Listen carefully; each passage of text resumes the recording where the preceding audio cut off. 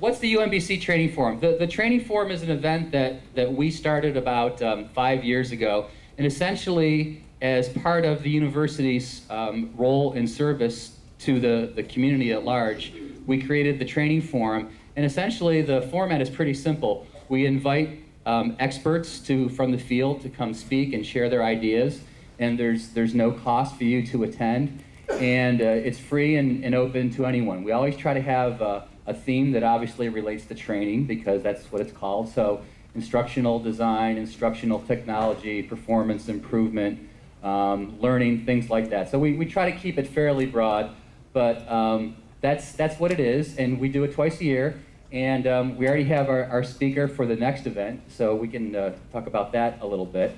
But part of our mission at UMBC, besides teaching and research, is service. So this kind of helps us fulfill that obligation towards service. The event is sponsored by UMBC's ISD Training Systems program, which you see here behind me. In fact, we have the founder of UMBC's ISD Training Systems program here with us tonight, Dr. Marvin Cook. Dr. Cook, you want to stand up, please?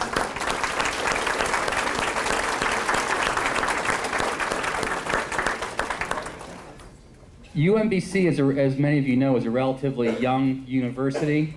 Harvard, being founded in 1636, has a bit of an edge on us. But UMBC is only a little over 40 years old, and Dr. Cook started this program about 40 years ago. In fact, it was the first master's program at UMBC, and he was way ahead of his time. Back in the late 60s, he was talking about things that some people are thinking are brand new, like a year or two ago.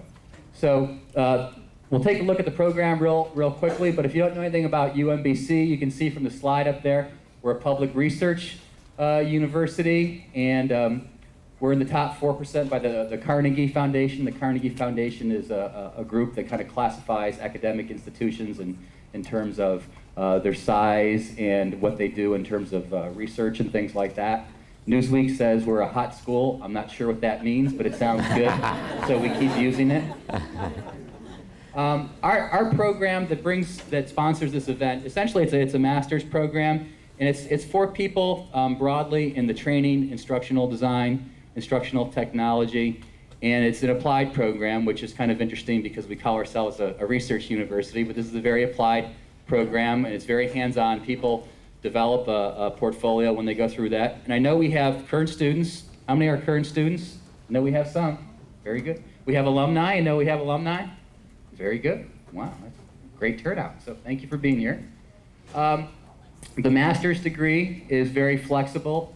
You get some electives in the areas of instructional technology, e-learning, distance education, performance improvement, and some others.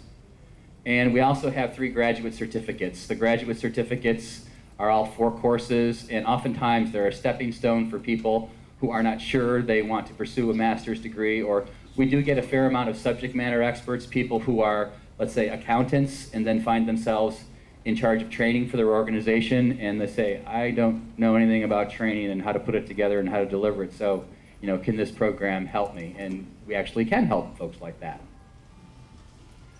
Most of our faculty are practitioners in the field, so there's a real world kind of applied focus to it. Most of the output of our program is in the form of projects as opposed to a paper and a midterm and a final, which there's nothing wrong with that, but we've chosen to have outputs for our students where they can develop a portfolio as they go along. And we have online and in-person courses, so again, all these things fit in with the flexibility of the program.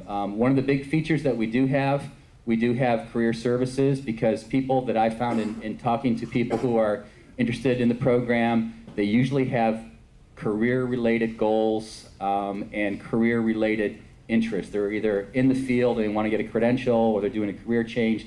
So we provide one-on-one career services for folks to help them get jobs and help them redo their resumes and things like that. If you want more information, I'm the contact person. I like talking to people about the program. I like talking to students and prospective students. I think in your folder you have a lot of information on that, so I'm not going to belabor the point, but why don't we look at our folder real quickly. Hopefully you got a black folder when you walked in at our wonderful registration table. And there's a couple of handouts there from Dr. Thiagi that I think that are going to be fun. The other thing that I want to point your attention to is there's a little card in there for Save the Date. We have Dr. Ruth Clark coming here on October 16th. She is an expert in terms of e-learning development related to psychological theory and has a number of great books. And I don't just say that because she's coming here. Her books are really, really good. And if you're interested in e-learning at all, she has been doing some really interesting things. So she's going to be here in the fall, and you're welcome to attend that. Now, the reason why you came, not to listen to me make announcements, but to talk to Dr. Thiagi. Dr. Thiagi, I was telling one of our faculty, Steve Sugar, I said, you know, I don't use the word delightful when I describe very many people. And I would use that word when I describe Dr. Thiagi. I said, he is just a very delightful guy. He is a wealth of knowledge, and the way his style, it comes across, which many of you probably have already seen, but you'll see here tonight if you haven't. He makes learning fun, because I think he's one of the few people that I know where you can actually learn things and be entertained at the same time. That's not a bad thing, right? If you can learn something and have some fun, what's wrong with that? I know some faculty members would cringe out there saying, no, learning's not supposed to be fun. They're supposed to learn things. Well, if it can be fun, why not? Dr. Thiagi has done a variety of things in his life, from being a high school physics teacher, a college professor, a street corner magician, I believe, yes? It's true. That's true. I'm not making this stuff up, folks. From being a journal of academic journal editor, he's been 2 times the president of the International Society of Performance Improvement, about, I think, 25 years apart, which is probably a first for them. I don't think they've had anyone do that, right? Not too many masochists. Okay. But anyway, a real quick story about Dr. Thiagi. I had an opportunity to attend a workshop he was conducting at the Red Cross about 3 years ago. And it was a 2-day workshop, but on the second day, I had to be back in, this was in downtown DC in Foggy Bottom, and I had to be back in Baltimore by 4:30 to pick up my kids at daycare. And for those parents out there, if you don't pick up your kids at a certain time, things are not happy, they charge you a lot of money, and bad things happen. So and he probably doesn't even remember this, but very politely, I went up to him and said, Dr. Thiagi, I have to be back in Baltimore by 4:30, so I'm going to leave by 3 o'clock to make sure that I get back in time. And there's nothing personal, so if you see me get up and leave, you'll know what I'm doing and where I'm going. And he looked at me and he said, Greg, do not worry. I will not cover anything important after 3 p.m. I think he kept his word, although I don't know since I was not there. But anyway, I want to introduce Dr. Thiagi. Thank you. Thank you very much. Thank you. Good evening, everybody. Good evening. Thank you all for being here. And let me see, I got my secret notes. So secret, nobody can see them. Good. Everybody got one of those black folders? Can you open it? I have no clue what's inside. That's a lot of UMBC propaganda. And that will be a test at 8:15 this evening. So be multitasking, be reading that stuff while I'm talking. And could you pull this one which says, faster, cheaper, better? Hey, you're missing a page. Maybe everybody's missing. Oh, no. Okay, good. You're not missing a page. Okay. And can you flip through that page a couple of times? Excellent. Now we are ready for the question and answer session.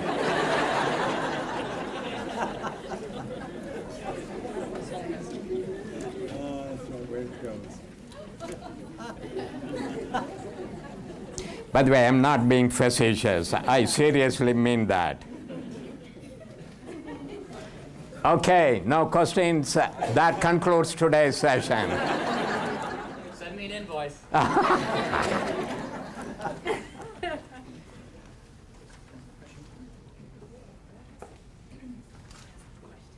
Yes. How do you define contextualized learning? Okay. I do want to reinforce people for active participation. Okay, good. Contextualized learning is basically what Dr. Williams was talking about. Wait. As you can see on this slide, by the way, my studies indicate that invisible slides are much more effective and much more interactive with real slides. So as you can see, contextualized learning is a learning which takes place in the real world, if not in the real world, as close to the real world, to achieve objectives which has real world relevance. So to give you an example of a non-contextualized learning is a course where there is a midterm examination. In real life, how many times do you have a midterm evaluation? So a real contextualized learning says you got to go out into the real world, work with real clients, produce real training, and bring back real data. And if 80% of your participants score 80% or more on your final performance test, you graduate. Otherwise, back to square one. So that's what contextualized learning is all about. And the people with an opposing point of view, be happy to heckle me and give me the correct answer. Okay, that was question number 1. She already has 5 questions, but we will take one at a time. Yes, ma'am? How do you transform trainers into facilitators? Okay, how do I transform trainers into facilitators? I just hire people who have a background in being street corner magicians or improv comedians. And if you look at trainer training, we preach 3 important things, and all 3 of them are counterproductive, makes people dysfunctional. One of which is a focus on the content. You got to know the content in order for you to be a trainer. Maybe yes, maybe no. Content is absolutely irrelevant. By the way, my plan this evening is to irritate at least 80% of you. And please feel free to throw things at me.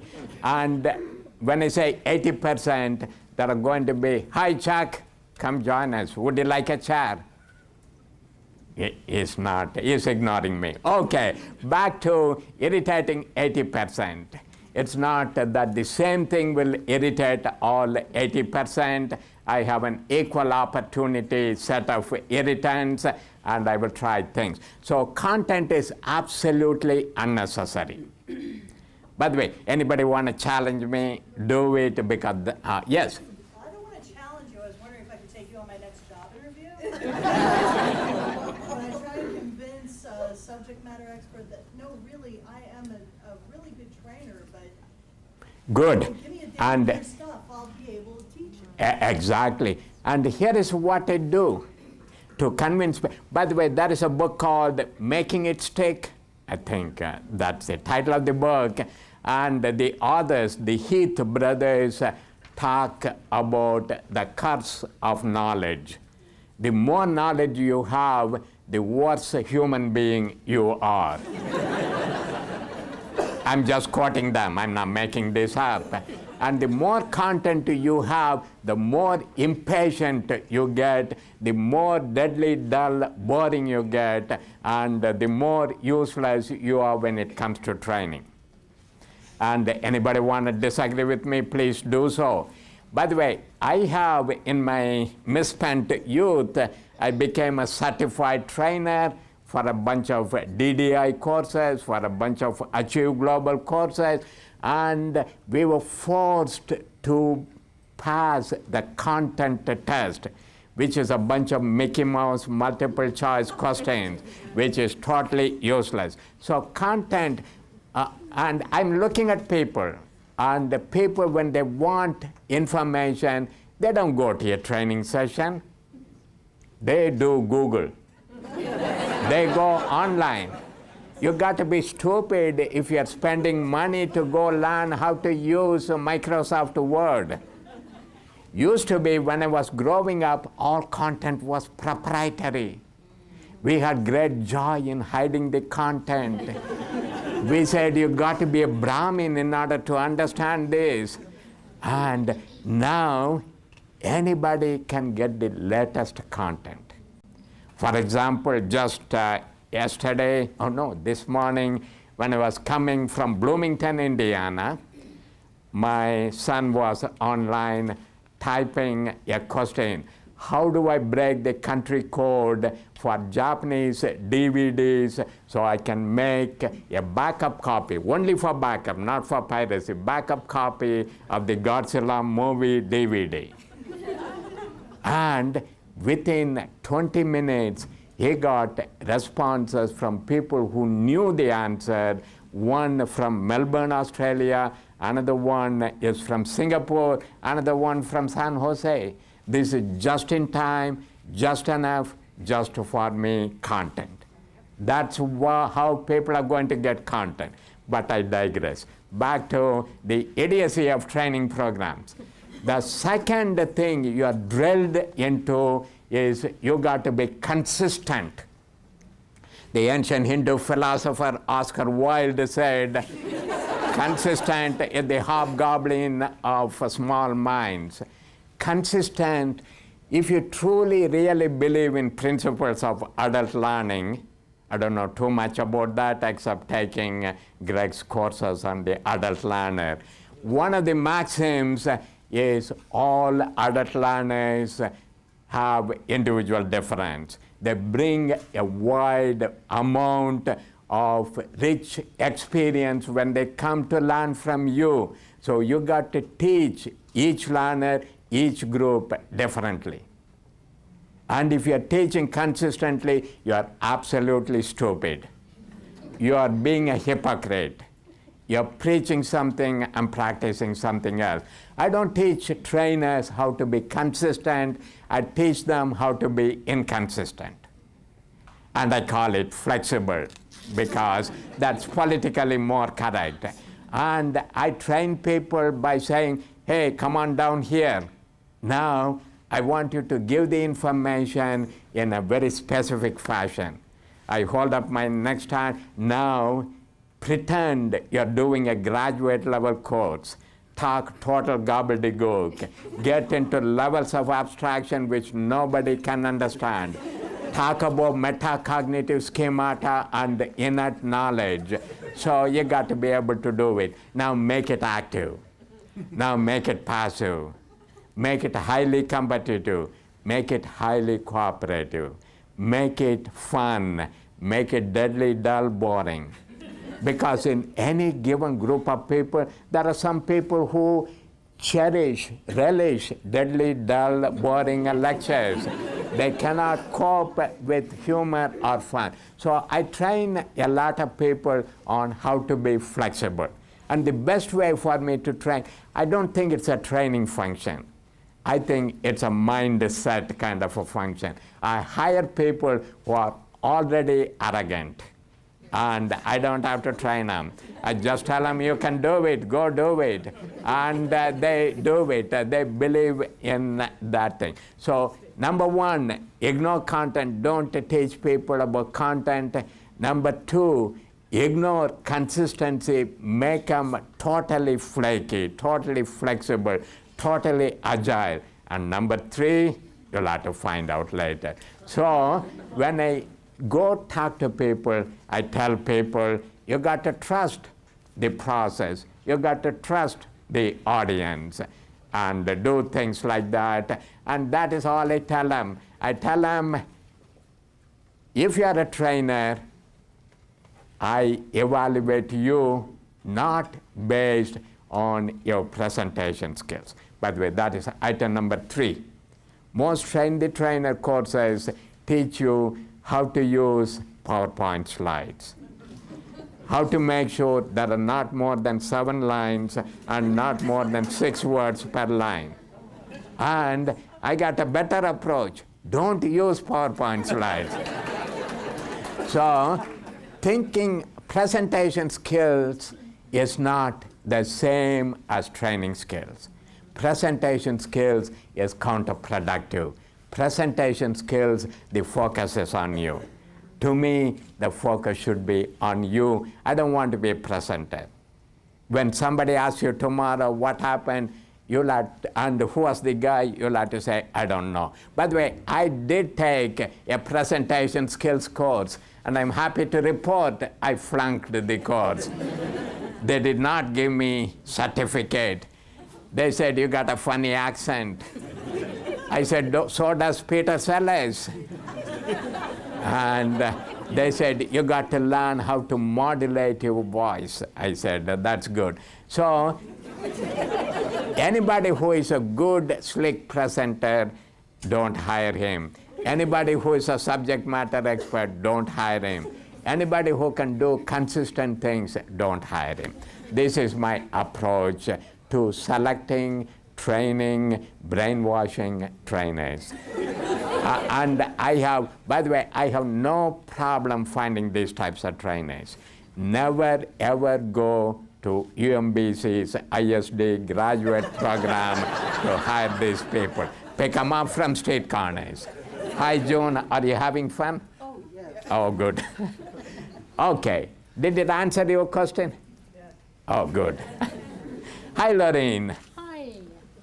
How do you reduce resistance? Here is the good news. The question was, how do you reduce resistance? I don't give a damn if people resist. I said, that's good. And my insight, my epiphany came a couple of weeks ago. I was in San Jose with a bunch of young, high-tech trainers. I'm supposed to train them. I take a look at them. These are people working for Google and Sun and Intel.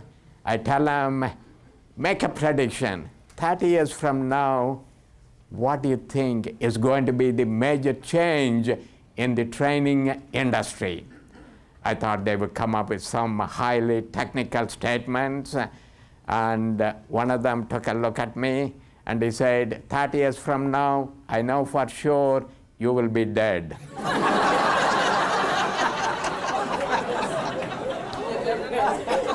And I think it was a very profound statement. The new generation is waiting for all us old geezers to drop dead. And they are not learning the way they are being taught. If you ever watched Pleasantville, the teachers are from a black and white Pleasantville area. The new generation or Nintendo generation, Twitch Speed generation, they are into Second Life. They are into the world of Warcraft. They live. It's not technology. All of this stuff we tout as technology. It's not technology for them. This is the stuff they grew up with. And so they're just waiting for us. Resistance is futile. And as soon as we drop dead, they're going to take over. They're going to have a ball. So it doesn't really matter. All kidding aside, I think that is what is happening, and that's what's going to happen. People are learning. All participants have become free agent learners. And they're not going to pay big money, except for a powerhouse in Baltimore, UMBC, and other such areas. They're not going to pay you money. They're going to learn on the job, on the go. So don't worry about resistance. Hello? Huh. Good. See, this is called modeling behavior. And notice people are now participating without being financially rewarded. Yeah. You get royalty payments for each question. Okay, hello. Hi, Tamara. How are you? Fine, thank you. How are you? I'm doing fine. So enough chit-chat. Now to business. My question is, how do you balance, where it says number 15, let the inmates run the asylum? Very good. How do you balance between the going to the people who are taking the training and helping them and allowing them to participate in their training versus maybe their managers who are saying this is what they really need? Yes. How do you balance that? I ignore the managers. But just to, the question was, how do you let the inmates run the asylum and maintain the integrity of the discipline, supplying them with things that they need to know? By the way, the whole baloney about needs analysis is another dysfunctional behavior. So what is a need? How many of you have a definition of the need? I was told that a need is a gap between what they should know and what they actually know or do or perform. And who is to say what they should do? What is the ideal state? Who died and made you God? And this is all our own imposition. And we are all fallible human beings. We decide the ideal state is every employee comes to work on time and kills himself or herself to the good of the company. The actual performance, every employee comes to work whenever she feels like and comes to work because she enjoys whatever she's doing. And so I don't think there is such a thing as a gap. Gaps are not God-given. We make them up. And whoever is in charge says, here is a critical gap. We got to close it. Okay. Back to your thing. Hi, Tamara. Have you ever seen me before? No. Do you play cards? No. Huh. We got to educate you. Not too much. Not too much. Not too much, but we will give you remedial instruction. A deck of playing cards has cards of 2 different colors. You know that much at least? Yes. What colors are they? Red and black. Okay, which do you prefer, red or black? Let's try red. Red cards, good. And red cards can be divided into 2 different suits. And do you know what the 2 types of red cards are? What, hearts and diamonds? Very good. See, it's amazing how much she as an inmate already knows about the technique. My job is to pull it out of her. So hearts and diamonds. Which do you prefer, hearts or diamonds? I like diamonds. Very good. Excellent. This is actually a Freudian in-depth analysis. But let us recap for the benefit of all of the other people. We started with how many cards? 52 cards. In a deck of cards, there are 52 cards. She chose one color. Which color did she choose? Red. And so that reduced 52 into how many? 26. And then she chose between hearts and diamonds. She chose diamonds. So she got it down to how many? 13. You're mathematically talented. So we got, they say, tell me, 13 hearts cards. Do you like picture cards or cards with numbers? Let's try pictures. Pictures. How many picture cards are there? Jack, Queen, King. Wow. Huh? Oh, good. She knows a lot. Jack, Queen, King. Joker is not a diamond, so we ignore it. Ace, we will treat it as a number because it stands for 1. So you got 3 picture cards. So you take these 3 picture cards as a souvenir of this wonderful meeting. You get to take them home with you. So how many cards are we left now? 10. And do you like odd numbers or even numbers? Even numbers. You like high even numbers or low even numbers? High even. Okay, name the highest even number card that you can think of. 10. 10. 10 of?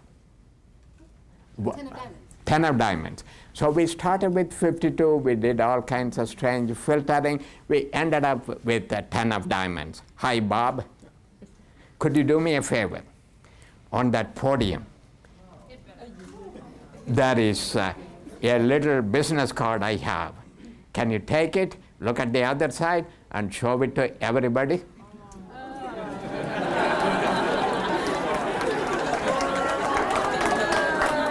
Okay. Now this one is for Austin. And now you may say, what's the meaning of this?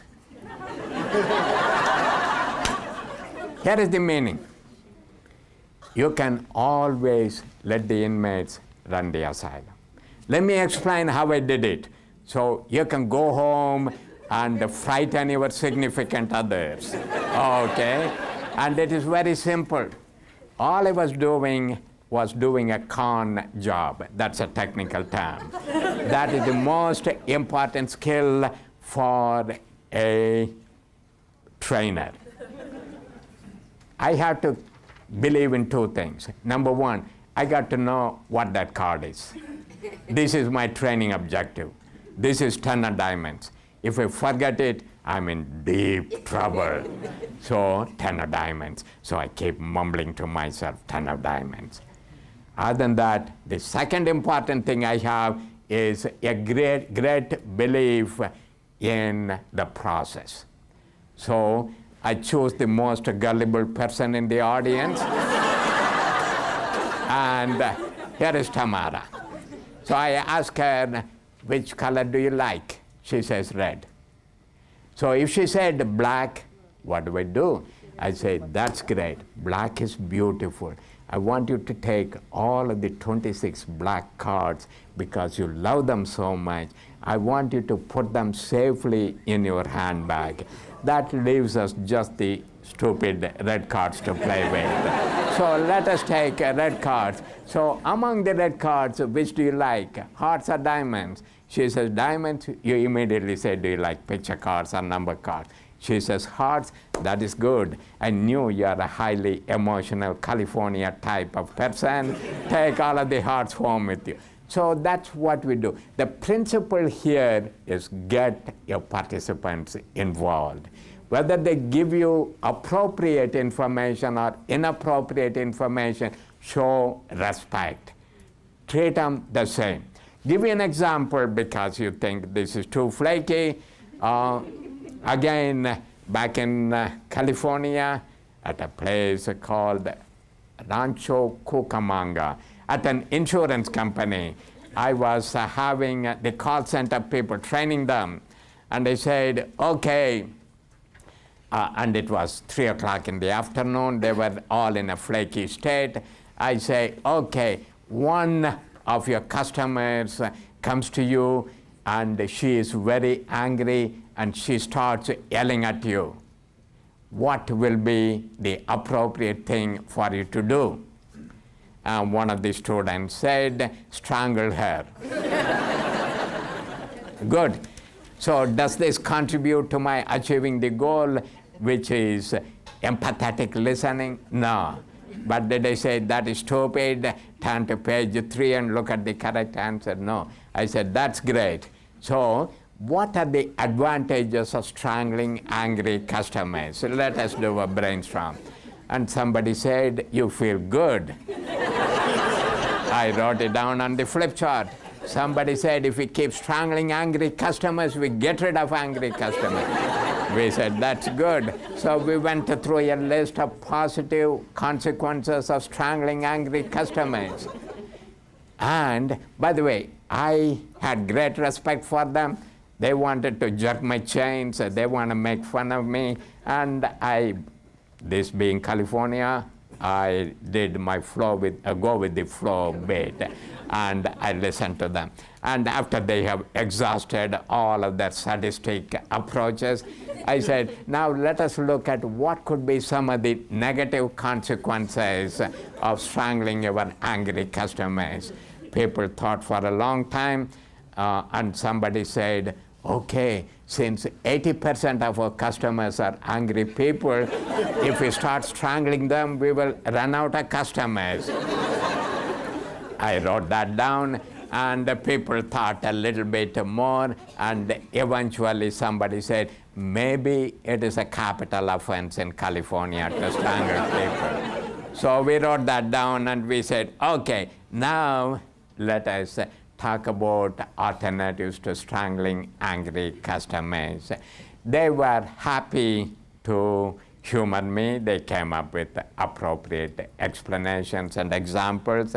And I say, here is data from J.D. Power's customer delight polling. And here are things customers appreciate when they are angry. Here is listening actively, listening empathetically, solving the problem immediately, making decisions, and whatever I wanted to deliver, I deliver. So this is how I do the balancing act.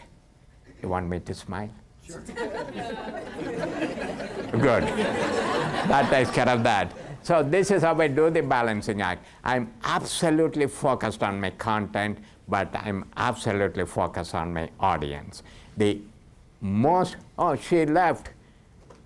She's not coming back. The most important thing about choosing trainers or changing people's trainers' behavior is a good trainer has to be absolutely schizophrenic. Should have multiple personalities. By the way, I am schizophrenic. My family, I don't mean any disrespect. I don't mean politically incorrect statement. My family has a history of schizophrenia, and some of my best friends, including Steve, is total schizos. So that's, I think, the ability to take on two mutually contradictory things. I should focus on getting the content. I should focus on the audience. That's a balancing act, and that is something you should be able to do.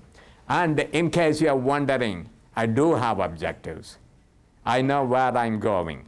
I'm just making you think you chose 10 of diamonds out of total free will. So much of the thing I want to cover can be covered by my imposing a sequence or letting you ask questions and you imposing a sequence. And I'm flexible enough to go either way. And I chose to do it this way, which kind of brings me to another one of the rules is I always design training packages obsessively, compulsively. For example, today's lesson plan says at 7:14, make a spontaneous comment. And I did that totally spontaneously. I can check it off. Okay. So I do have goals, I do have objectives, I do have content. By the way, how much time do you think it took me to get ready for today's session? Whole life. Very good. One approach is 0 time, another approach is my entire lifetime. This is what I've been doing all my life, and I happen to be a subject matter expert in the field, so I want to take risks. I don't want to control your behavior. I don't suffer from the BLM syndrome. And what does BLM stand for? Be like me. I have my logic, and I say this is the most logical sequence. Excuse me, can I have your name? Mine? Yes. Deborah Reynolds. Deborah, nice name. Would you like to come and sit down here? You make my leg hurt. I have a seat saved for you. In case you guys are wondering what I'm doing, I'm making sure she doesn't escape before the session is finished. She tried to sneak out already once, so you are in the front row. And just to make you feel happy, thank you for asking that question. Okay, so let me share with you one of the instructional design activities I recently did. By the way, I'm a big schizophrenic. I will tell you what I'm doing. I'm taking control back. And I'm going to pontificate for the next so many minutes now that I'm sure Deborah is here. Okay, so that takes care of that. The most recent, by the way, I have been doing instructional design for the last 90 years. That includes my previous life. But the funny thing is, I don't believe in reincarnation, but in my previous life, I used to believe in it. And during this life, I was a student of B.F. Skinner. And the kids today may not even know who he is, but he wrote an arrogant article called The Art of Teaching and the Science of Learning. And he made a proclamation, everything we want to teach can be taught. We have the science. It's called operant conditioning. It's called programmed instruction. So I grew up as a disciple of Skinner, and I worked with a lot of his people. I started with programmed instruction, and I was accused of being one of the founders of the ADDIE model. And if you go into the history, I have contributed my nice little boxes with the arrows, which looks like a Rube Goldberg plumbing system of some kind. So you begin with task analysis, needs analysis, performance analysis, front-end analysis, concept analysis, audience analysis, learner analysis, system analysis. By the time you finish your analysis, your content has become obsolete. So I learned this, I did this. One of my favorite examples is I was in special education. I did a training package on how to tie your shoestring, how to tie your shoelaces. And it took us about 4 months to do the needs analysis, things of that nature. The major outcome, by the time we figured out how to teach all the people in our resident hall, everybody was issued shoes with Velcro straps. So that is my classic example. And then I used to teach advanced instructional design classes. And I taught people high-level constructivist approach and things of that nature. And suddenly, about 15 years ago, I said, I'm doing stupid things. And I have created a 12-step program to give up your dependency on ISD, whatever it stands for. Reminds me of the ancient Hindu saying, those who can, do it. Those who cannot, teach. Those who cannot even teach, become instructional designers.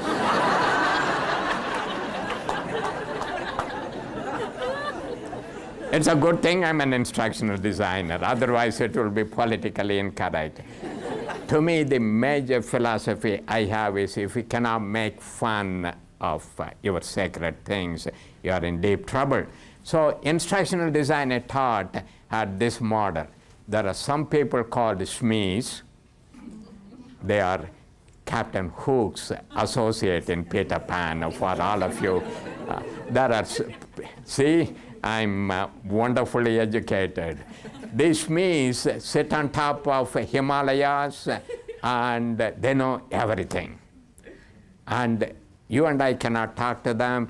You've got to have a graduate level degree from UMBC, and you trudge up the mountains, sit at the feet of the SMEs, and soak in their wisdom. And then you come down carrying marble tablets with specific behavioral objectives.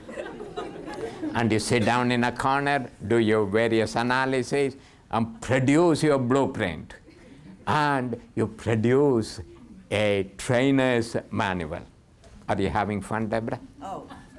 And the key requirements for trainer's manual, in case you ever take Greg's course, here are the criteria, standards. It's got to be at least 687 pages or more. it should be in a 3-ring binder. That I learned from Steve. Always keep things in a 3-ring binder. And if you're a real geek, put each page on a document protector. And hey, Steve, you got your 3-ring? Okay. Never leave home without your 3-ring binder. I'll go.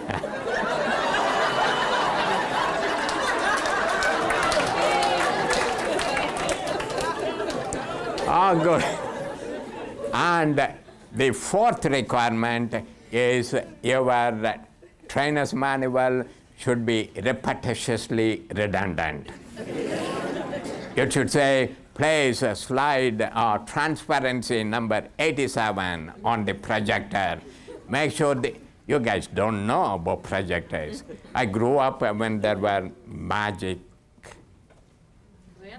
lanterns. Good. How do you know ancient antique things? Okay. There were 2x2 magic lanterns. And then there was the technological breakthrough called overhead projectors. And so right at that page, it says, place your transparency so the red dot is on the top right-hand corner. Turn the light off. Cover the transparency, the bullet points in the transparency with an opaque object. So there is an asterisk next to opaque, and you look it up in the glossary, it says opaque equals not transparent. And you check out transparent, it says transparent says not opaque. You guys are too fast. And then reveal one bullet item at a time after you turn the lamp on, and explain what the content is all about in your own words. However, do not deviate from the following script. So you produce the trainer's manual, and you get a bunch of trainers, and you have them do it. And the students are in the room. The trainer dims the light, puts the transparency, turns his back to the audience, keeps mumbling. After 4 minutes, the human brain starts having sexual fantasies. That's what happens. The brain cannot cope with sheer boredom for more than 4 minutes. And at the end of the class, the smile sheet says, best class we ever had. And none of the technology can provide the majority of the participants, ensure that they all have a good time. So nothing like going back to transparencies and mumbling to the people. So this is how I trained people how to do instructional design. But lately, I'm hiring a bunch of arrogant 20-somethings and have them go do instructional design. And they say, how do I do it? I say, you play Second Life, use the same approach. They say, we get it. So they go do whatever it is. So a client calls, and most of my clients are in California and works for a high-tech company. She says, we want to know how long it will take for you to design a leadership program. And this one thing I learned from California is to tell them, tell me more. And they say, we want every employee to be a leader. I say, has it ever occurred to you if everybody becomes a leader, nobody will be left to follow them? And she did not have a sense of humor. She said, how long will it take? And it was a Thursday. I said, how much is the budget? She said, the last people who designed it, we paid them $30,000. I said, why are you not using them? She said, they were boring. So I said, fine, $30,000, good. We will do our pilot on Monday morning. Can you assemble a cross-section of 17 representative participants from all sections of your corporation? Why 17? It sounded good. 20 looks like a round number. 17, on the other hand, looks like a stratified random design. So I said, get me 17. She said, Monday, you won't be ready. I said, trust me, we'll be ready. So that was Thursday. I go online, go Google, type leadership. There is 1 billion documents on leadership. I'm exaggerating. Only 995 million documents on leadership. And that confirmed my hypothesis that I don't have to create any new content. So I went to Amazon.com, typed leadership training, 75,000 books on leadership training, all the way from Leadership Secrets of Attila the Hun to Rudy Giuliani on leadership. I found that they were both the same, but that's okay. So I went online. With Amazon, we got this prime shipper arrangement. How many of you have prime shipper arrangement? That means they ship it, oh good, they ship it to you in 2 days, and for a mere $4 more, they ship it to you overnight. And here is a detour. Keep thinking about that story. I will come back to this. Here is my Kindle. How many of you have a Kindle? A Kindle. This is, I can't live without this anymore. This Kindle has 52 of my books. I don't have to, anytime I travel, I take a big suitcase. Now, and 52 most recent books on business, all New York Times bestseller. And so, how long does it take for me to get the books? 45 seconds. I go online. This is cell phone technology. You don't have to Wi-Fi access. You just go there, choose, you plunk down Amazon.com as my credit card number memorized. So you click on the book and it is downloaded immediately. Steve, your books are not on Kindle format yet. You'll have to get away from 3-ring binders and get into an electronic format. So I go and look at the books and I choose 30 books. You know what system I used?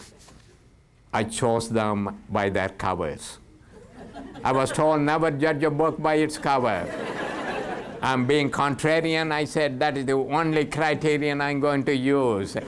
And I chose 30 books based on that cover. I took all of the books, put them inside 3 cartons. Monday morning, I took long naps. Monday morning, me and my associate Matt Richter took all of the 3 cartons, 17 people, dumped all of the books on the carton in the middle of the room, told them management training, leadership training. We want all of you to be leaders. Here is the latest leadership training books. Everybody pick a book. And any book, use whatever criterion you want to use. Don't like it, throw it away, pick some other book. You got 20 minutes. Come to us and we will give you a highlighter of a color of your own choice. And what I want for you to do during those 20 minutes, flip through the book. Highlight 5 principles, guidelines, ground rules, ideas, call them whatever you want. Highlight 5 things you can use on your job tomorrow. And you got 20 minutes to do that. Want to go back to your office? That's okay. Want to pace the room? That's okay. Want to go take a nicotine break while you're reading? Whatever turns you on. You got 20 minutes. Come back in 20 minutes. Sorry. After 20 minutes, we blew the whistle. They are all back. We said, everybody find a partner. And notice 17 is not an even number. One of you will be left out. She or he will be my partner. That could be dangerous, so be quick. So everybody partnered, And we told them, this is what you're going to be doing. Bob, meet your partner Marvin. Marvin, this is Bob. Bob, you read or explain, don't read, explain one of the principles you have identified.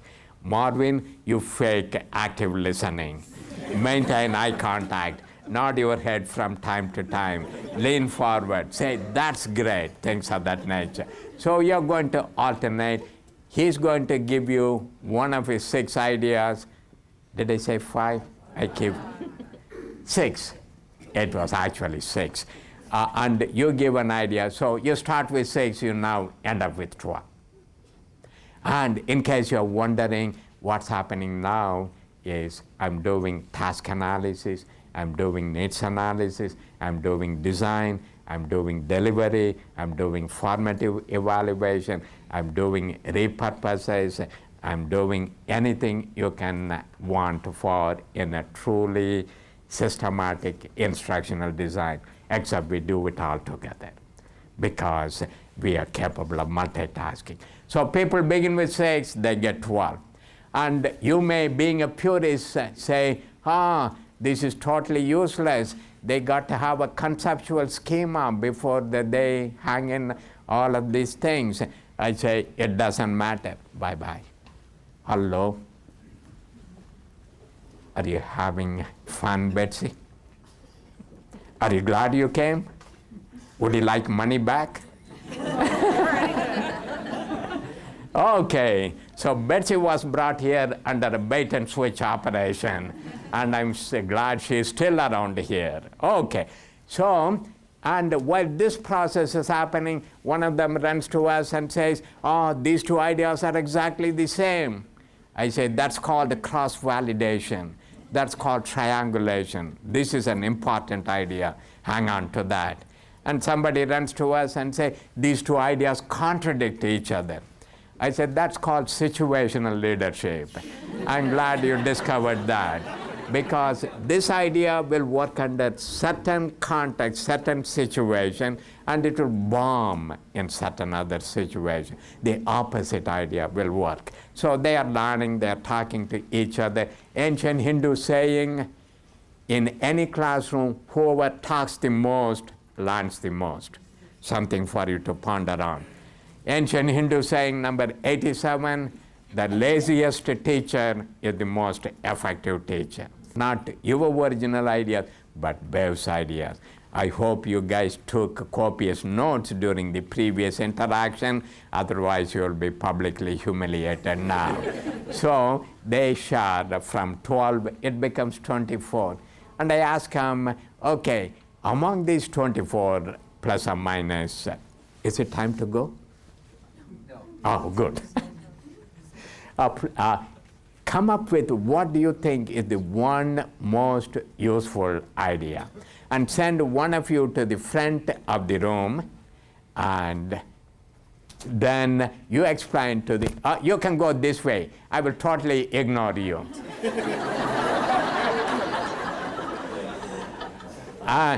So we basically said, announce to the whole world the one best idea.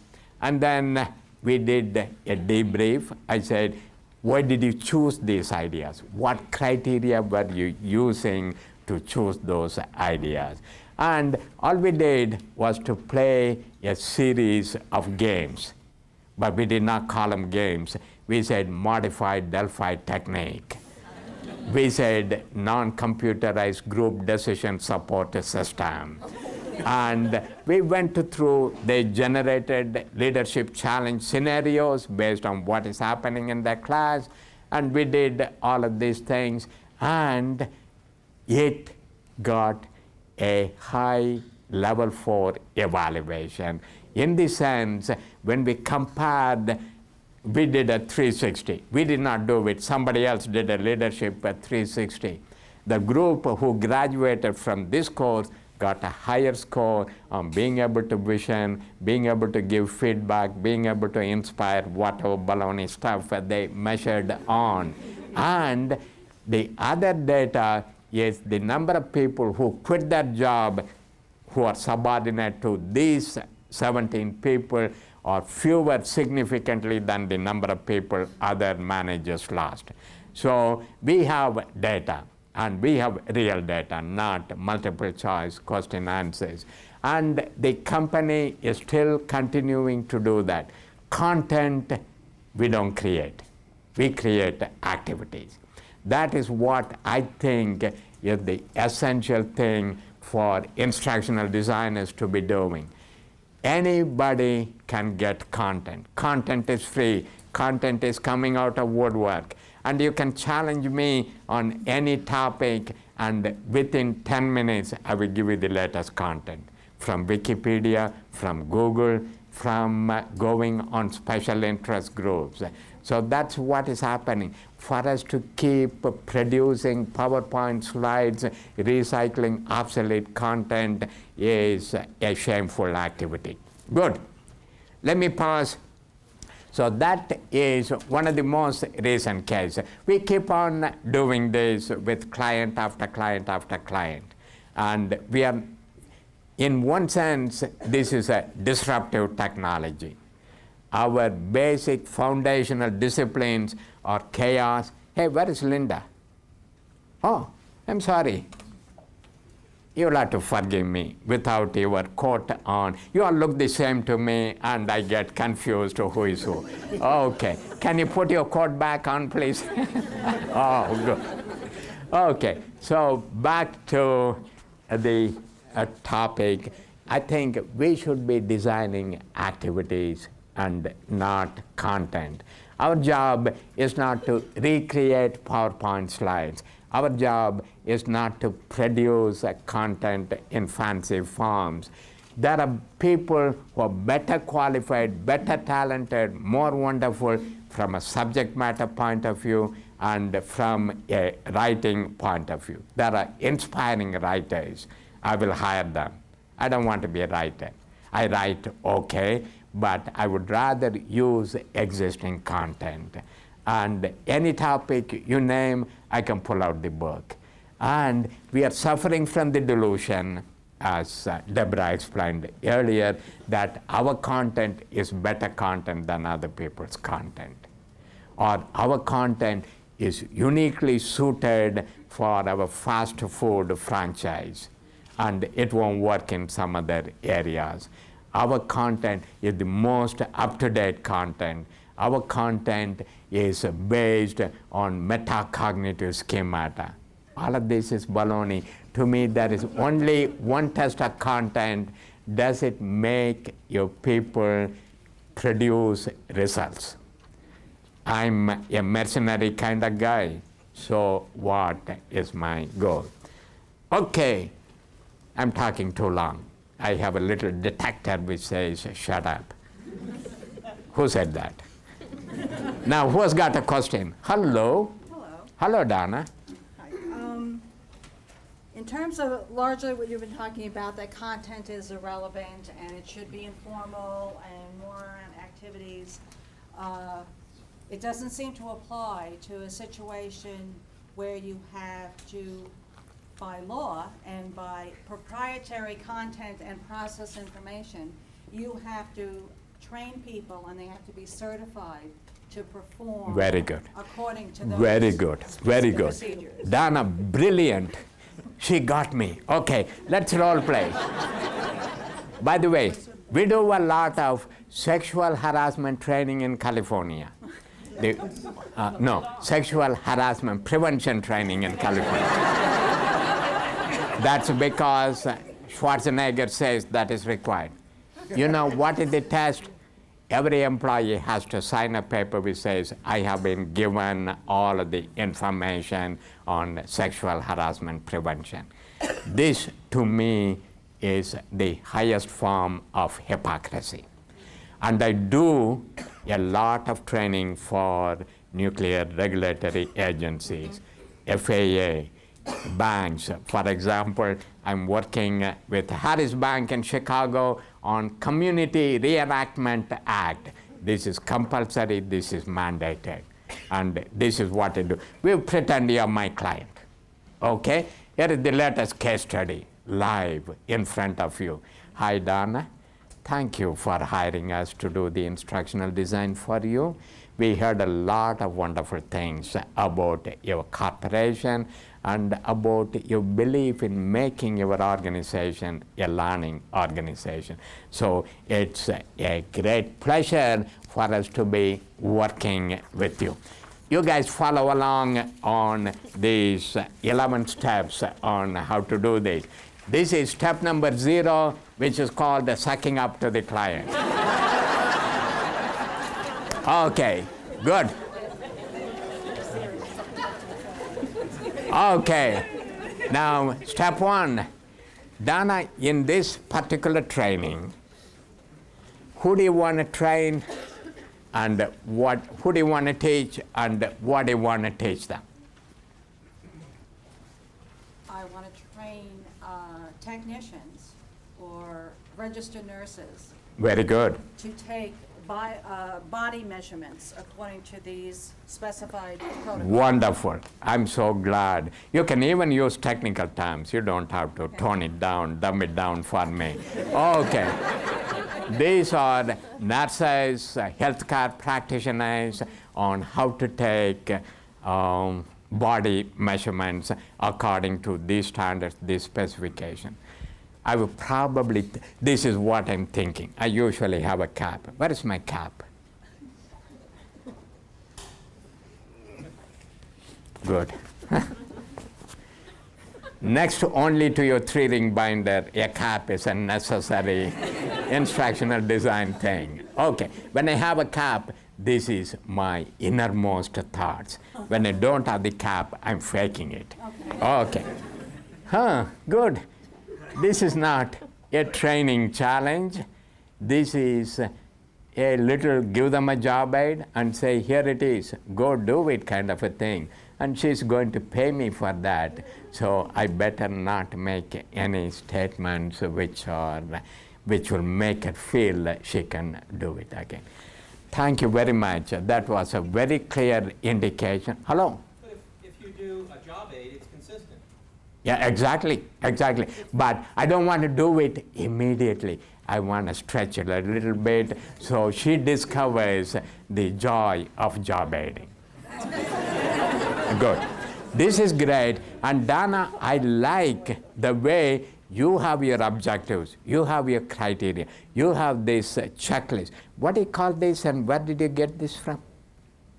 This little thing, the standards to which they have to align all the body measurements.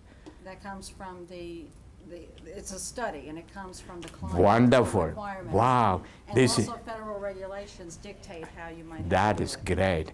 I'm all in favor of federal government regulations. If you want to collect blood, you've got to do it. Yeah, according to exactly. standards. And I'm glad we are maintaining standards. Otherwise, we'll be like mainland China, and they don't have any standards. And they draw your blood, you're dead. So I'm very good about that. And let's take a look at the standards. That seem to be 12 standards. Okay, let us go back. So 3 months later, one of the metrics, one of the measurements you will be using, by the way, I'm on step 2. The measurements you will be using is how many lawsuits you get or how many violations of the federal standards are discovered based on surprise audits. Maybe you can hire Tamara as a mystery shopper, and she will go give blood to 18 different people, and she will keep total notes of how the blood was taken, things like that. Will that be a good metric for us to test the effectiveness of our training program? If people are doing it correctly as measured by a surprise audit, will you agree, yes, they have reached the goals of a training program, Donna? Mm-hmm. Good. Yeah. For a moment I was worried she will say no. Oh, okay. I didn't understand it. That's my funny accent. Me and Letterman come from, that is true. Okay, now that is good. That is how we are going to measure long time after we are done training. inside the training, what should be the last final test for us to give them? What will be a good final examination for us to give your students? They have to demonstrate it. Wonderful. I'm so proud of you. You did not. Times. You did not say they have to pass a multiple choice question. You want them to demonstrate that. And maybe we can have a mannequin. Maybe we can hire Tamara as a full-time guinea pig. And maybe they will partner with each other. Maybe they can take each other's measurement. And that may be a good idea, because when they take each other's measurement, they feel the total indignity of being probed, pricked, and measured, and asked how much you weigh, things of that nature. So it gives them empathy. So that is going to be the final examination. You have to take measurement of 5 different people, and you got to prepare the biometric chart, and we'll be watching your process to make sure you are using all of the approved procedures and the final outcome. Okay, good. And so to cut the long story short, what I will do is I will sit down with you, prepare a job aid, take all of the standards, write a little bit of thing, give everybody, folks, this is it. As long as you think you can do it, come check with me. I will give you 5 warm bodies. You take the measurement. If you pass, good, you're excused. If you do not pass, or if you want more information, here is a bunch of videotape carols. You go there, and for each is numbered with one of these checklist items. You punch the button, it will show you exactly how that measurement is to be taken. And we got Dr. J.J. Smith, one of the world's leading authorities on biometrics, and he will demonstrate to you exactly how it is taken. We also have 3 different body shapes and sizes and so on, so you are able to generalize. So you are on your own, you are accountable. Anytime you're ready, come to me. I will give you people for whom you have to take the measurement. So this is my instructional design. And this is in compliance with whatever criteria I want. Hello, Dr. Smith. Yes. Now you just went through a scenario where there is something that can be measured, something that very good. Demonstration that can be shown. I'd like to know, how do you measure something that can't be shown, like your sexual harassment training? Wonderful. I don't come in and make a dirty joke. Yes, and I will inappropriate take joke. that. Could you do me a favor, please? Can I get a bottle of water? This talking is a thirsty business. Okay, good. You be my next client. What do you want to teach? I want prohibitive sexual harassment training, Good. preventive sexual harassment training that will defend me in court. If Wonderful. I have an employee who gets the training, doesn't care, and still harasses a second employee, and I end up getting sued for it. Thank you very much. Very good. Sexual harassment training. You don't want to be sued for. By the way, I do believe in sexual harassment prevention training. And this is how we do. We take 4 hours to do sexual harassment prevention training. We begin by playing a card game. We tell people this is just an opener, an icebreaker. Everybody get a card. If you got a black card, you're the low person on the totem pole. If you got the red card, you're the high person on the totem pole. We got a game where people with red cards can bully people with the black cards. And the people with black cards can bring a complaint to a judge. And so we never tell them what this is all about. The cards are randomly distributed. After they played the game for 20 minutes, we say, let us think of this as a metaphor of sexual harassment. What's happening in the card game is certain people with the red cards, are exploiting, manipulating, bullying, and torturing people with the black cards. And the black card people, the game generally ends up with the black card people complaining, organizing a union, trying to kill the red card people. And we just say, let us for a moment think all of the black card people are women, all of the red card people are white Anglo-Saxon male chauvinist managers. And let us interpret the scenario using that. So this is step one. We want to get them at a gut level. We want them to really feel how tough it is to be ignored, exploited, pushed around, manipulated, things of that nature. So far, so good? Okay, and then we get them into teams and say, okay, let's focus on sexual harassment. How can we prevent a sexual harassment?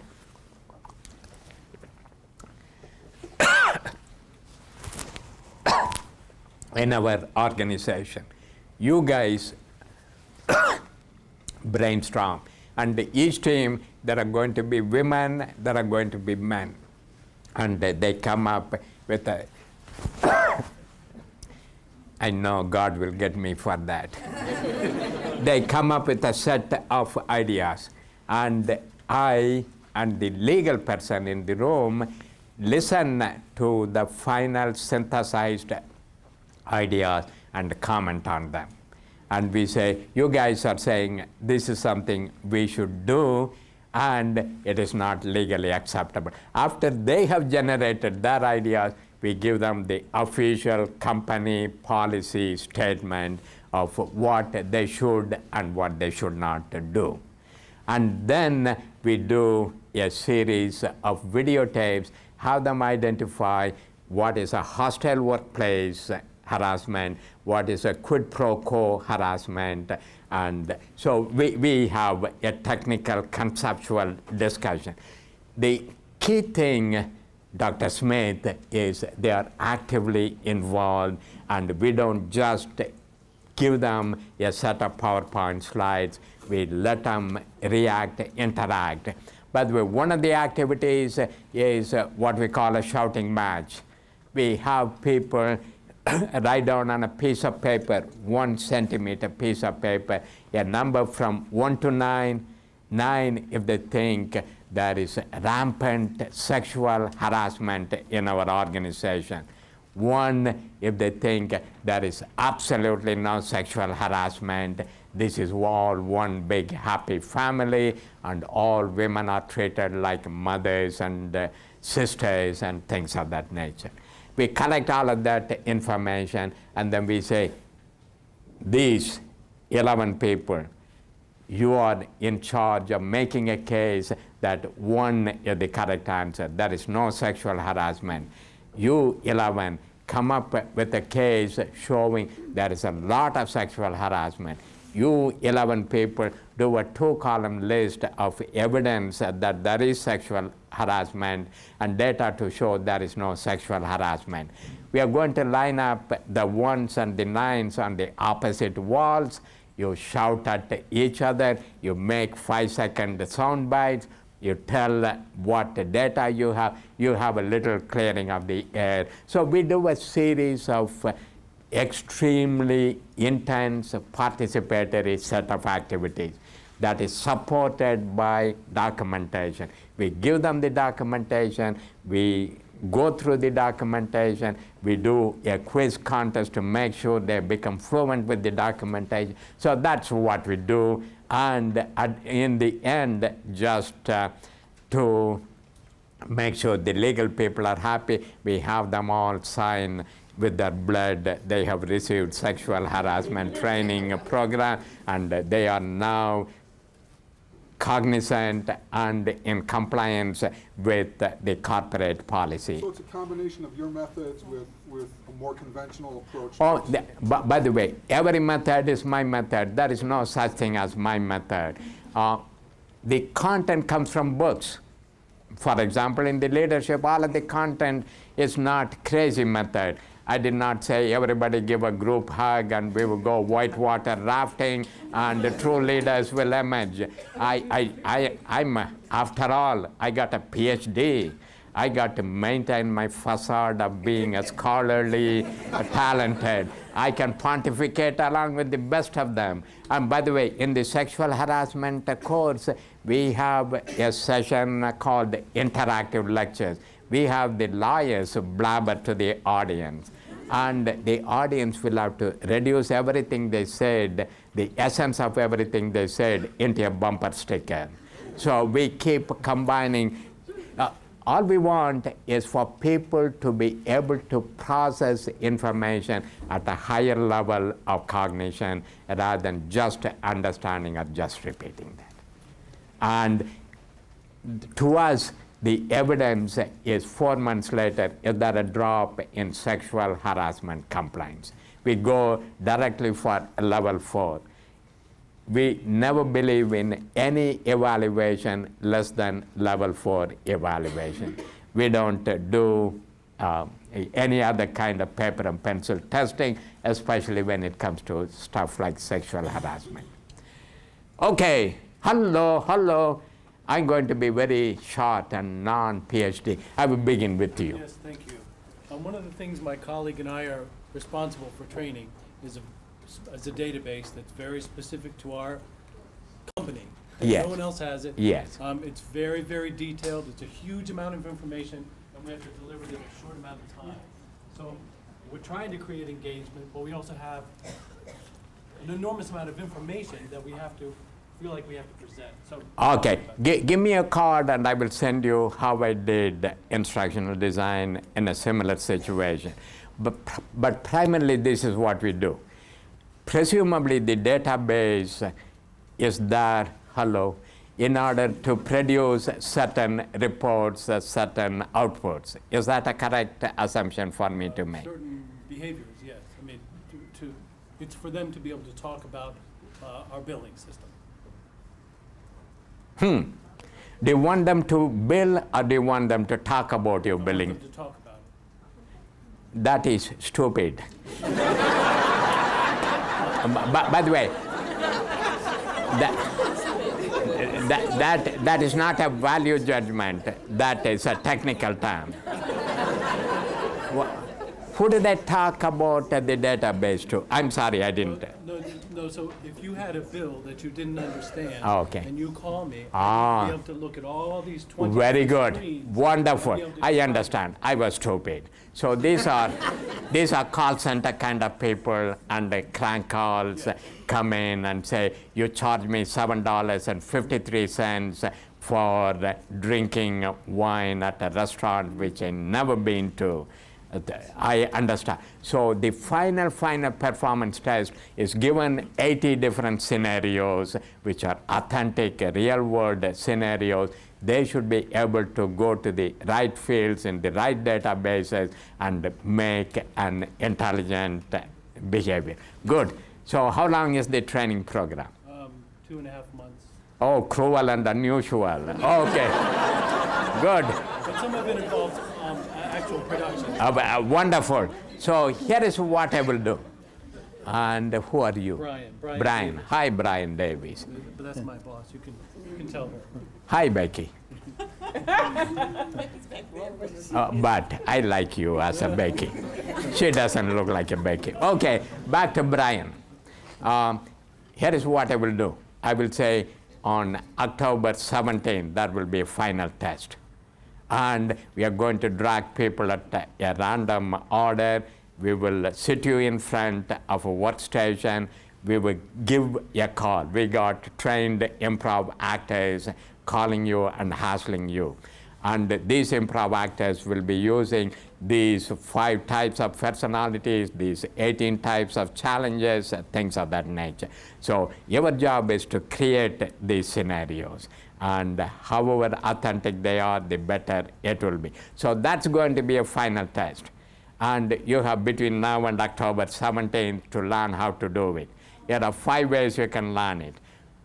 We will organize you into teams, and you can go watch some of the videos of actual people answering actual questions.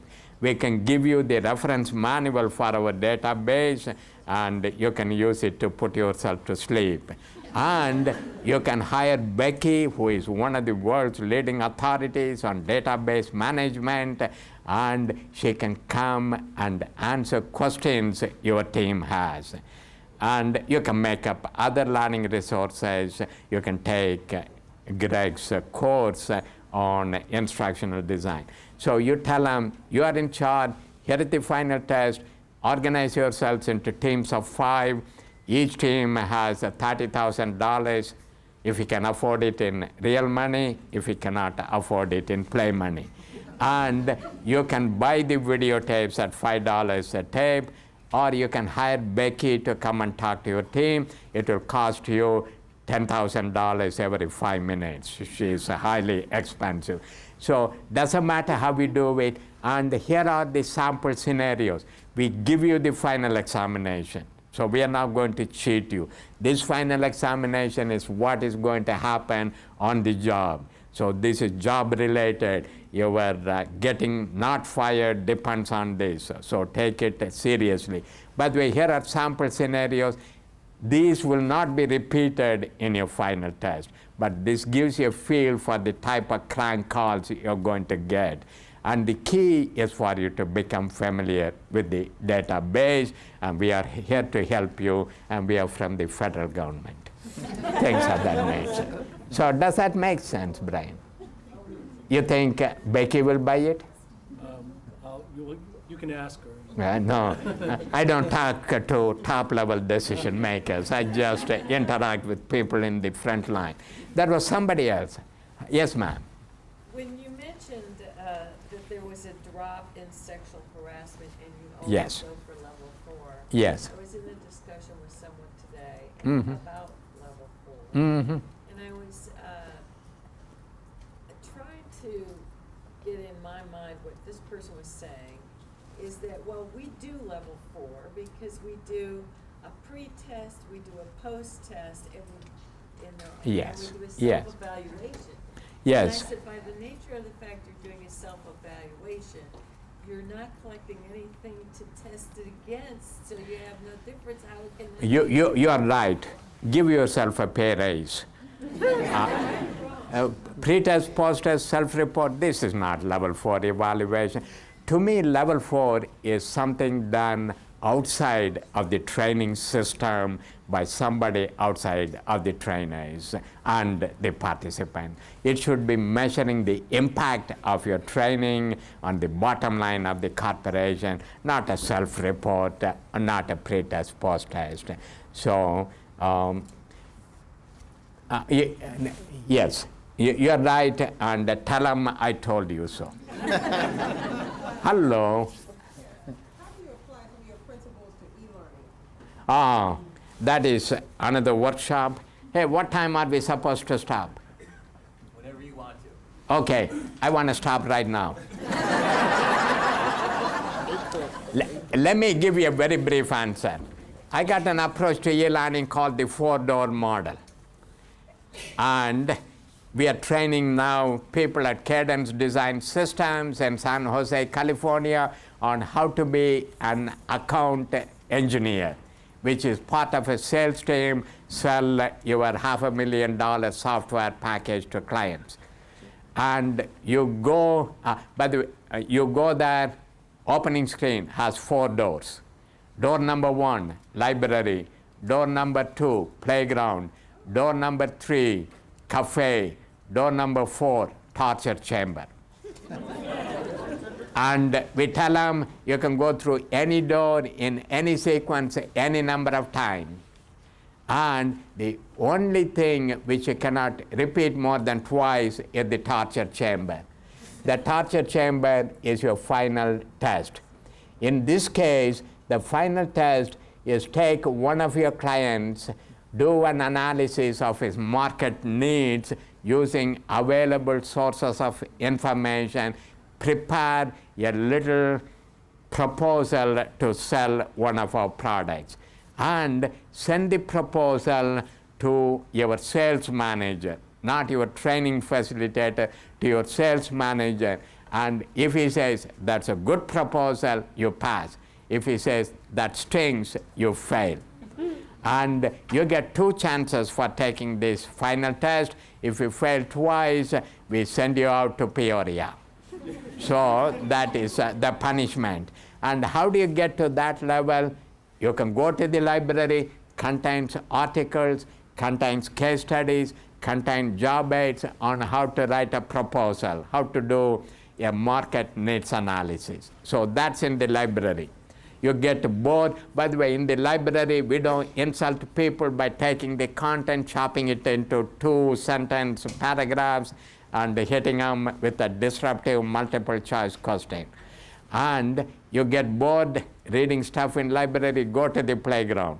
There are 12 different flash games which measure your mastery of the technical terms, of the concepts you learn in the library. This is Wheel of Fortune, this is Jeopardy, fast-paced, single correct answer type of games. You get bored playing the game, go to cafe. In the cafe, there are open-ended questions, there is a chat room, there are open questions. So we ask them of the 5 things an account engineer does, which is the most important thing. So this is our design for e-learning. We treat human beings as grown-up adult human beings. We don't dumb it down. We say these are the job aids people on the job are using. You read them, you get bored, you go play, you go talk to other people, you take the test, and by the way, when people take the test, write the proposal, we take them back, archive them in the library. So one component in the library is you get to look at proposals which met the approval of the sales manager. So this is my approach. There was somebody over there earlier who was very patient and wonderful. My apologies. What was your question, sir? Well, along a similar line, because I've been doing this a long time with regard to rapid development, because everybody gives you 2 weeks to develop it. Yes. Particularly with e-learning, because they do a lot of that, and it takes time to build those things as well as accumulate whatever the steps are, particularly application training. So how do you do that quickly? What's the magic bullet? You got one? The question, I'm reshaping the question so to fit me. No, the question was, it was a brilliant question. How do you do rapid e-learning design for application program training, which usually consumes a lot of time? How do you do it faster? And one of the key elements, I will still use the 4-door approach.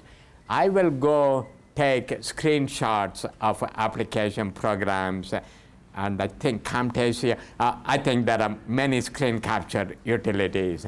I take screenshots and I do a narration.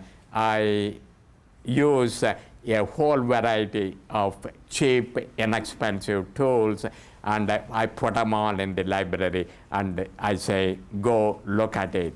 And if you want to play with it, here are some games related to various functionalities, various drop-down menus, things of that nature.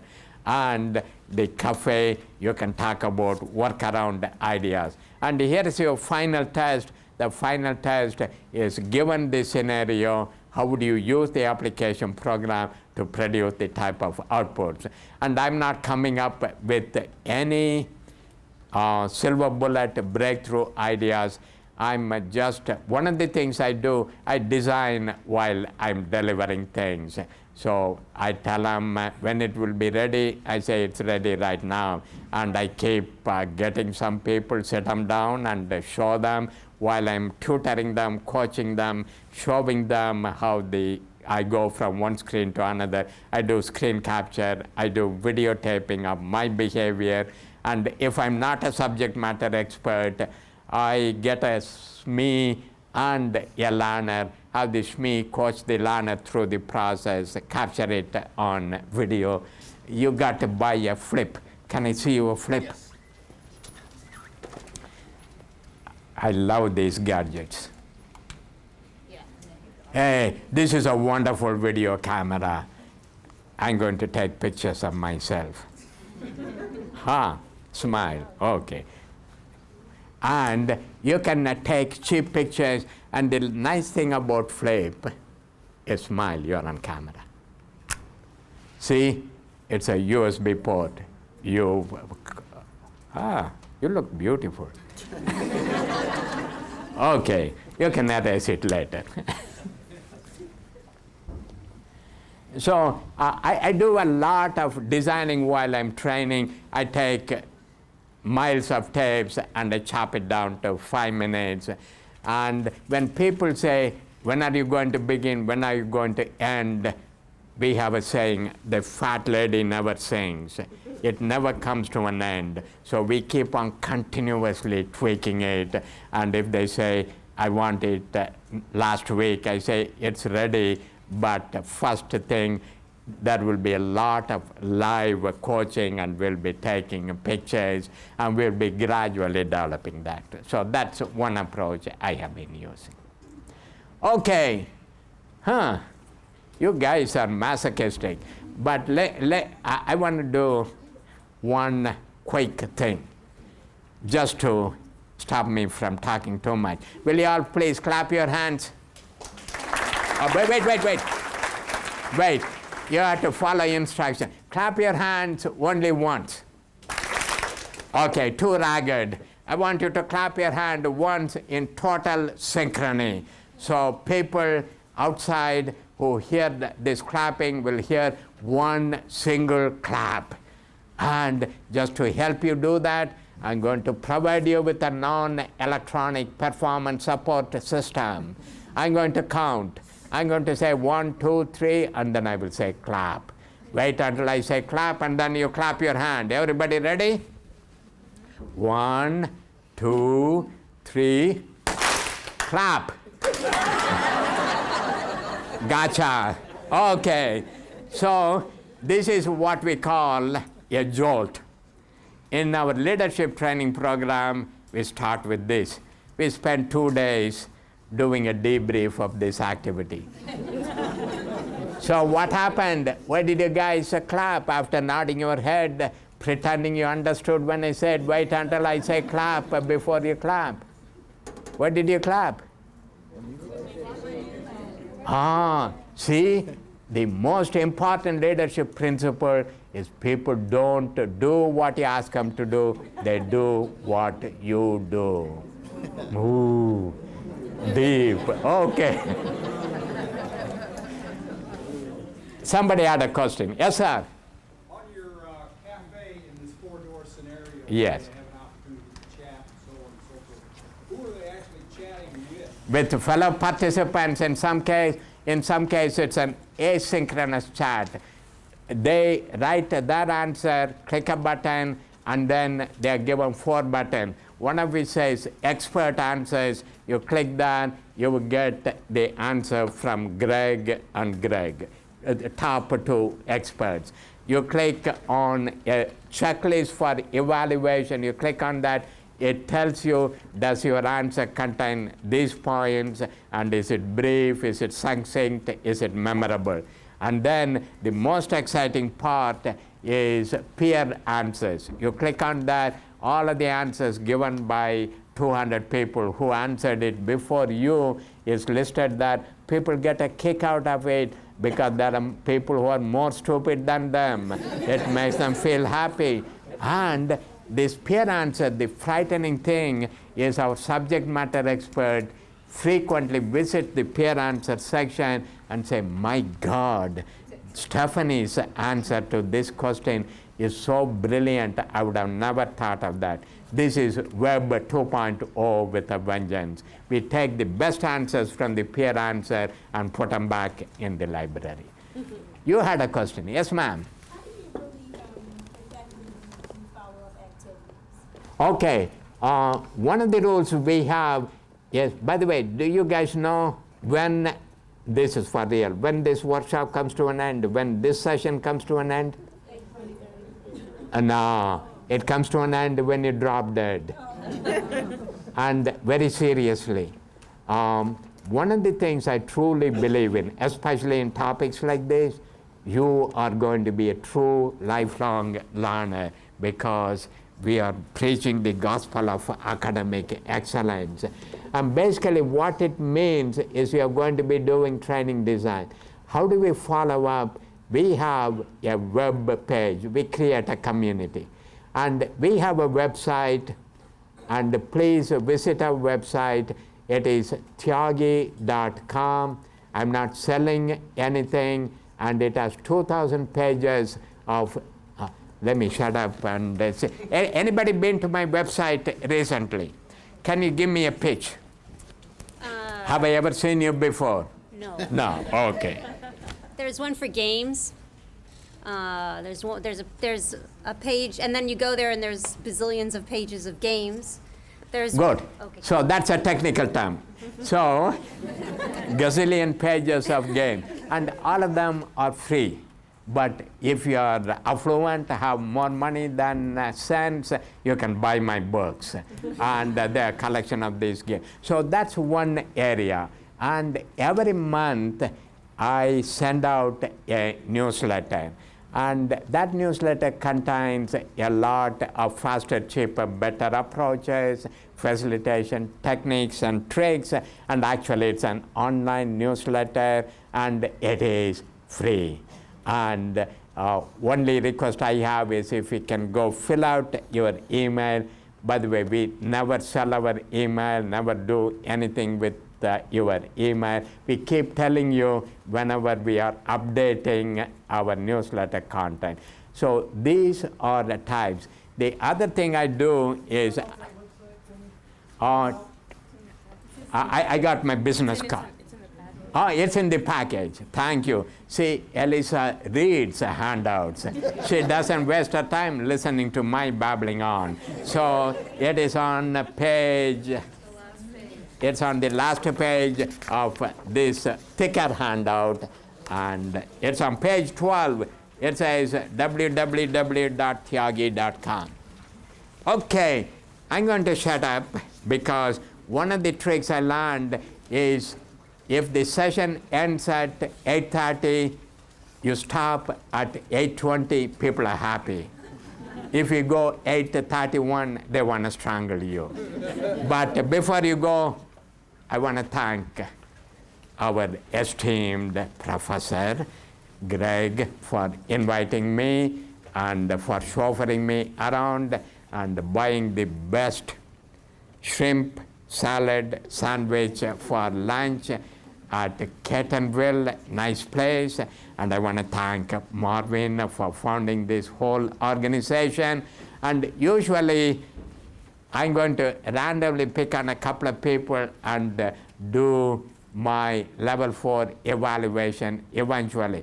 But right now I'm doing a psychosomatic evaluation. Everybody ready? Please follow instructions. Everybody stand up. By the way, no trick. I'm not going to play gotcha. Okay. Everybody close your eyes. Open your eyes. Everybody got your eyes open? Turn around 360 degrees so you're facing the same direction you were facing before. Make a fist like this and go 3 times like this on the left side of your chest. So if anybody asks you, how did that session go? You can truthfully say, it brought me to my feet. It opened my eyes. It turned me around completely. And it touched my heart. Thank you all very much. Thank you. Thank you. Thank you very much.